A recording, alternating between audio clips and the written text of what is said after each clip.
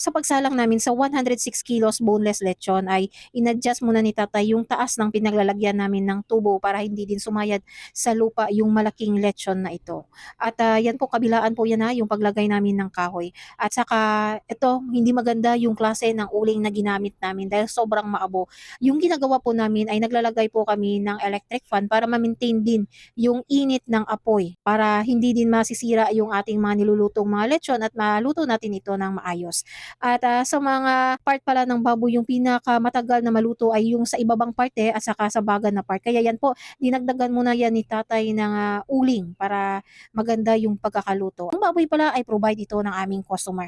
5,680 yung total na binayaran ni sir sa 106 kilos na baboy na ito. Kasama na po dyan yung labor, yung ingredients, additional charge sa pag-boneless, yung pagpapaluto ng special dinuguan, at saka sa 2 sako at kalahati na malalaking uling, 1,250 pesos na po yan dito sa amin. At saka sa 700 pesos para ma-deliver po sa San Jose Antique yung lechon baboy na ito.